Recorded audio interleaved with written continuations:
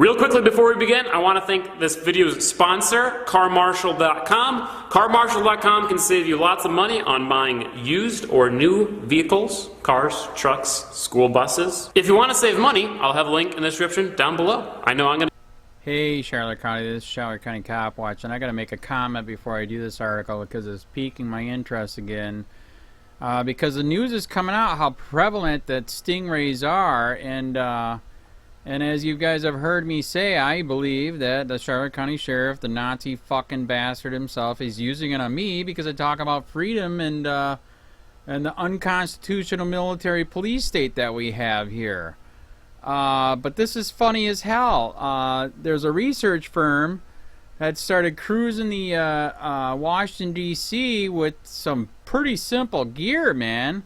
A bait phone, a Raspberry Pi, and they started finding out where all these cell sites are. And guess what? There's a shitload of stingrays in Washington, D.C. So basically, here's the moral of the story is, we can do it to you, but don't do it to us. Wow. What the fuck? So this is interesting. I'm going to do some multiple articles on this and videos. Because in fact, I just found an ACLU Sunshine Law request and our FOIA request, Freedom of Information Act request that I'm going to do here. Because like I said, I believe my phone acts like shit. I have upgraded from AT&T, which sucks here, to Verizon.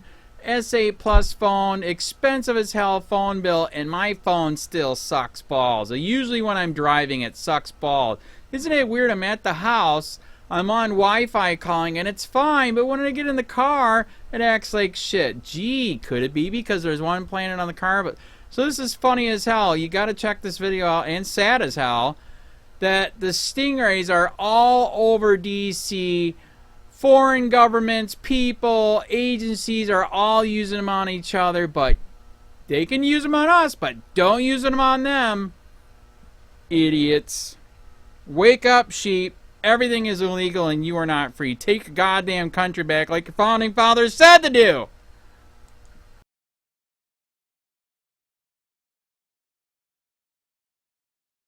U.S. suspects cell phone spying devices in D.C. By Frank Bajak. The Associated Press.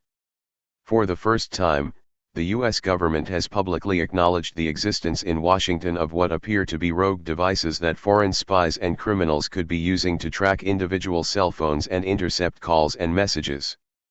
The use of what are known as cell phone site simulators by foreign powers has long been a concern, but American intelligence and law enforcement agencies which use such eavesdropping equipment themselves have been silent on the issue until now.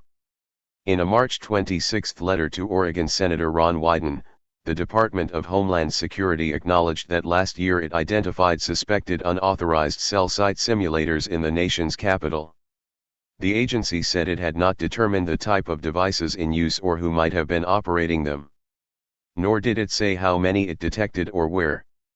The agency's response, obtained by the Associated Press from Wyden's office, suggests little has been done about such equipment, known popularly as stingrays after a brand common among U.S. police departments. The Federal Communications Commission, which regulates the nation's airwaves, formed a task force on the subject 4 years ago, but it never produced a report and no longer meets regularly. The devices work by tricking mobile devices into locking onto them instead of legitimate cell towers, revealing the exact location of a particular cell phone. More sophisticated versions can eavesdrop on calls by forcing phones to step down to older, unencrypted 2G wireless technology. Some attempt to plant malware. They can cost anywhere from $1,000 to about $200,000. They are commonly the size of a briefcase. Some are as small as a cell phone. They can be placed in a car next to a government building. The most powerful can be deployed in low-flying aircraft. Thousands of members of the military, the NSA, the CIA, the FBI and the rest of the national security apparatus live and work in the Washington area. The surveillance savvy among them encrypt their phone and data communications and employ electronic countermeasures. But unsuspecting citizens could fall prey. Wyden, a Democrat, wrote DHS in November requesting information about unauthorized use of the cell site simulators. The reply from DHS official Christopher Krebs noted that DHS had observed anomalous activity consistent with stingrays in the Washington area. A DHS official who spoke on condition of anonymity because the letter has not been publicly released added that the devices were detected in a 90-day trial that began in January 2017 with equipment from a Las Vegas-based DHS contractor, ESD America. Krebs, the top official in the department's National Protection and Programs Directorate, noted in the letter that DHS lacks the equipment and funding to detect stingrays even though their use by foreign governments may threaten U.S. national and economic security. The department did report its findings to federal partners Krebs did not name. That presumably includes the FBI. The CEO of ESD America, Leigh Goldsmith, said his company has a relationship with DHS but would not comment further. Legislators have been raising alarms about the use of stingrays in the Capitol since at least 2014, when Goldsmith and other security company researchers conducted public sweeps that located suspected unauthorized devices near the White House, the Supreme Court, the Commerce Department and the Pentagon, among other locations. The executive branch, however, has shied away from even discussing the subject. Aaron Turner, president of the mobile security consultancy IntegriCell, was among the experts who conducted the 2014 sweeps, in part to try to drum up business. Little has changed since, he said. Like other major world capitals, he said, Washington is awash in unauthorized interception devices. Foreign embassies have free rein because they are on sovereign soil. Every embassy worth their salt has a cell tower simulator installed, Turner said. They use them to track interesting people that come toward their embassies. The Russians' equipment is so powerful it can track targets a mile away, he said. Shutting down rogue stingrays is an expensive proposition that would require wireless network upgrades the industry has been loath to pay for, security experts say. It could also lead to conflict with U.S. intelligence and law enforcement. In addition to federal agencies, police departments use them in at least 25 states and the District of Columbia, according to the American Civil Liberties Union. Wyden said in a statement Tuesday that leaving security to the phone companies has proven to be disastrous. He added that the FCC has refused to hold the industry accountable despite repeated warnings and clear evidence that our phone networks are being exploited by foreign governments and hackers.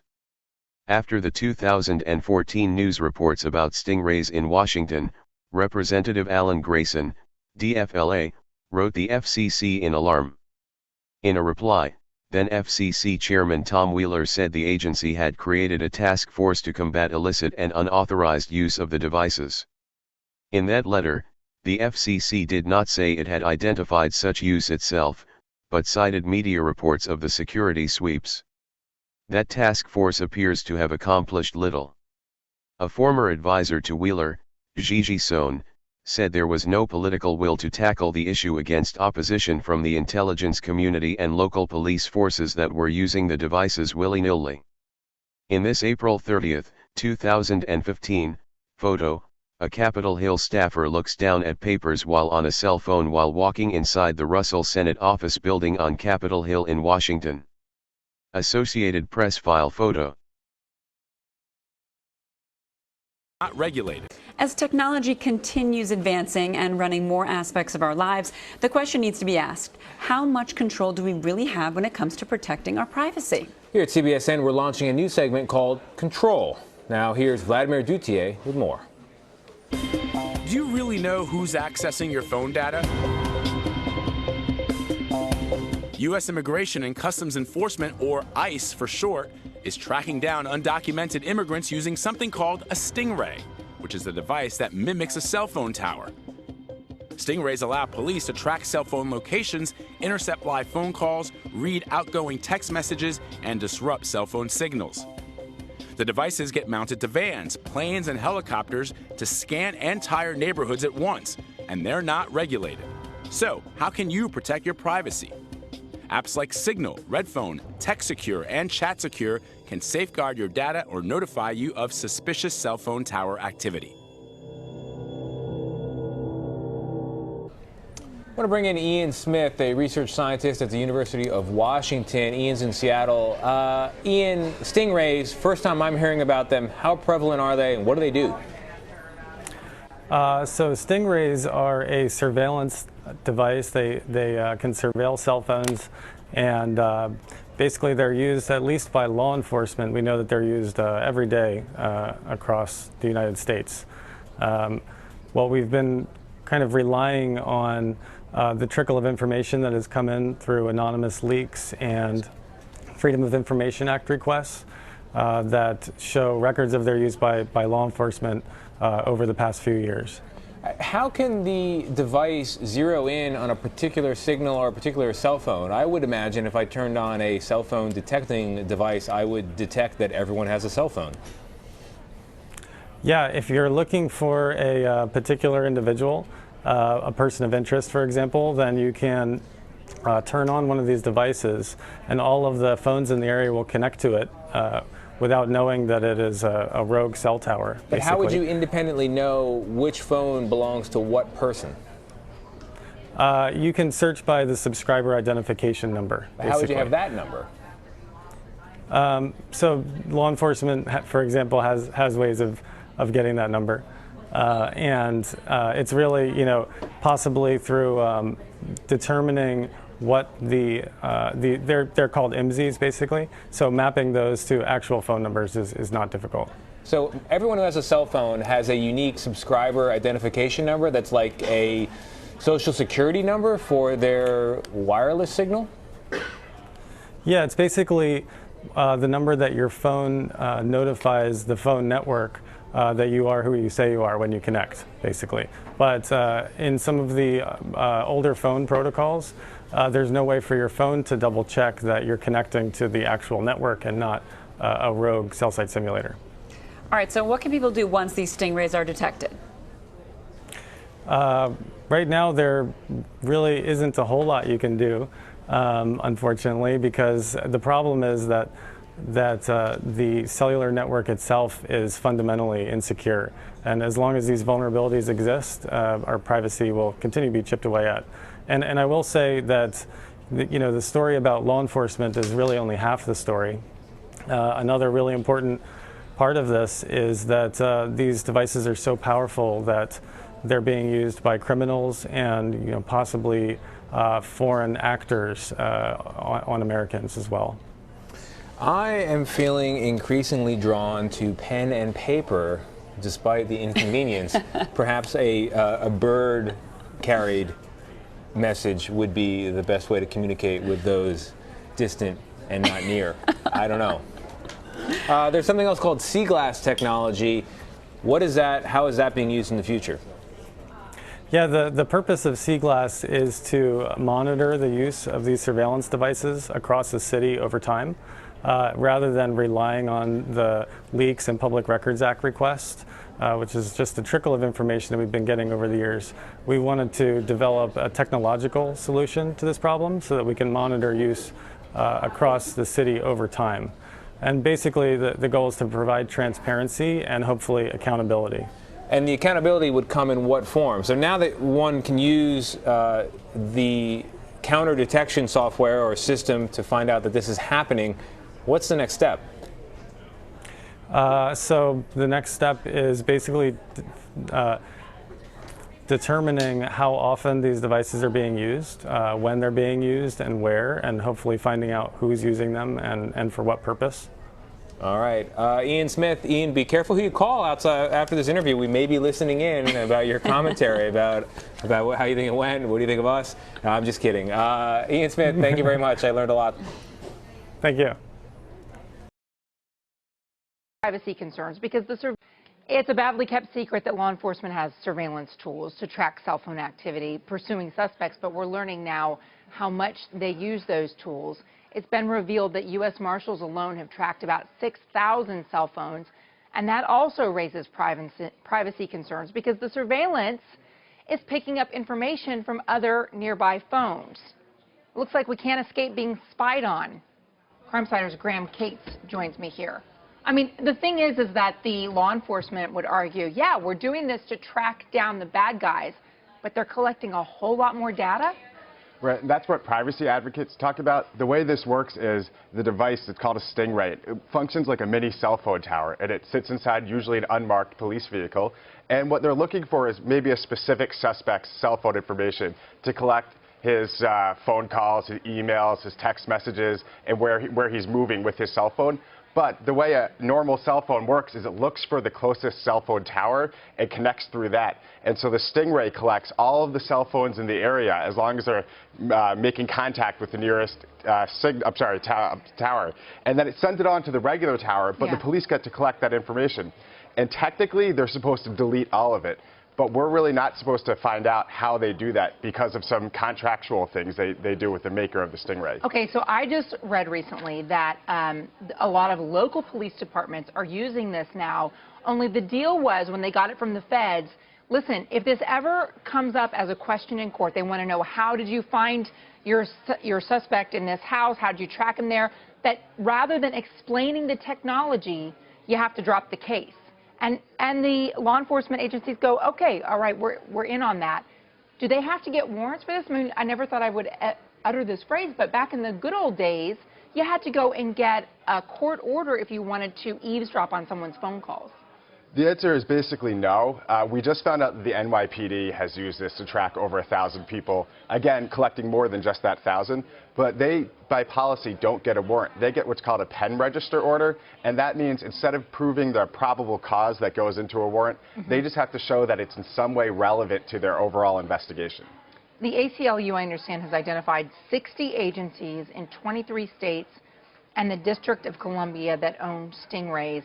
The U.S. Marshals were asked, well, how many cases do you use this on? Did they give answers? This is really fascinating. The USA Today asked for a log of every case where they've specifically used a Stingray. So that's like a spreadsheet that lists each one. And what they got was a response saying, we're not allowed to give out that information because it's personal about the people who we were looking at. And instead, they got this almost blank spreadsheet. It was 80 pages long, and each one denotes that it was personal information. And they just counted the number of cases, and it's almost 6,000. That the U.S. Marshals are using. What's the real danger here for our privacy? I mean, a lot of people would say, hey, look, I'm a law-abiding citizen. I don't have anything to hide. So if cops can stop crimes by tracking this stuff, so be it. The ACLU and others who argue against it say this is really a Fourth Amendment issue. Your cell phone goes into your house, it goes into all these places that are your own property, and typically a warrant is needed in order to collect that information. And you have a right against unreasonable search in these cases. All right, and they're seizing your information too. Graham, thanks. All right, remember, you can track these investigations. You can read up on the big crime stories of the day at cbsnews.com/CrimeSider. Hey Charlotte County, this is Charlotte County Cop Watch, and I just wanted you to know that I am using this stuff under fair use, and also remember to like and subscribe this channel. Also too, keep in mind I do not make any money on YouTube. This is 5 hours work a day, you know, fighting for freedom. And you can donate with PayPal and Patreon. I just want you to think about this. If everybody gives to PayPal and Patreon, Patreon is every month. Actually, PayPal you can do every month. I have 12,000 subscribers. If everybody gives, I can quit my regular job and go full-time investigations on Charlotte County and possibly even more and beyond. So just keep that in mind. If everybody helps out, I can go full-time doing this. Thanks.